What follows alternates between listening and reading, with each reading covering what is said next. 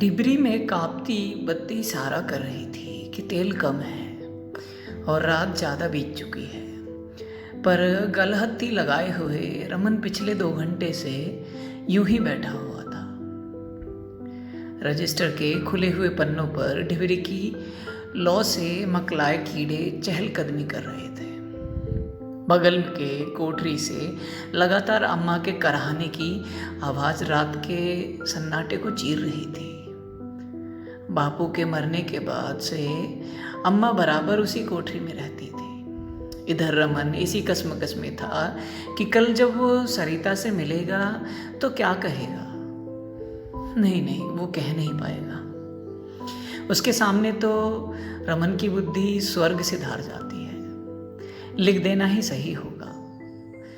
कलम को स्याही में डुबोकर वो सोच ही रहा था कि स्याही उसके कोरे पन्ने पर बड़ी बेशर्मी से टपक पड़ी। छी, पन्ना बदलना पड़ेगा।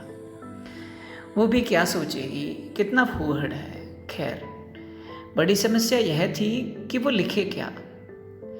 और फिर आखिरकार उसने शुरू ही किया। मेरी सरिता, मैं तुमसे बहुत प्रेम करता हूँ। तुम्हारे लिए मैं अपनी जान भी दे सकता हूँ।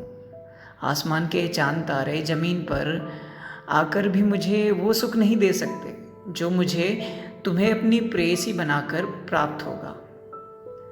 मेरा यह तन मन सब तुम्हें समर्पित है।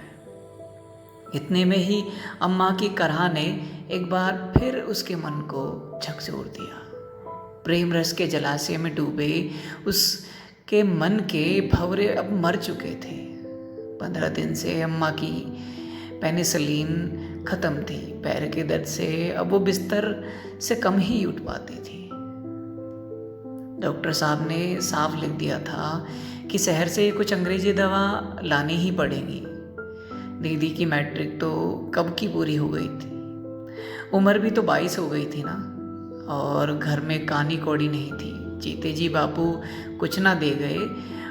मरने पर जो कुछ खेती बाड़ी थी वो भी ले गए। जो कुछ बचा है वो नून रोटी को चाहिए। यह सब सोच के उसका मन भारी हो गया था। उस पर अम्मा की कराह ने सरिता को कहीं दूर ही छोड़ दिया था। रमन को अब एक एक पल काट रहा था। बिना कुछ सोचे उसने झोले में कुछ कपड़े रखे और अब वो क्षण भंगुर आवेशित मन लिए निकल पड़ा था किसी ओर। पैजामे की एक जेब में कुछ कंचे थे और दूसरी में वो दवाई की पर्ची। डिबरी अब भी जल रही थी, सकपकाई हुई। कलम से बहती स्याही अब तक पन्ने को आगोश में ले चुकी थी।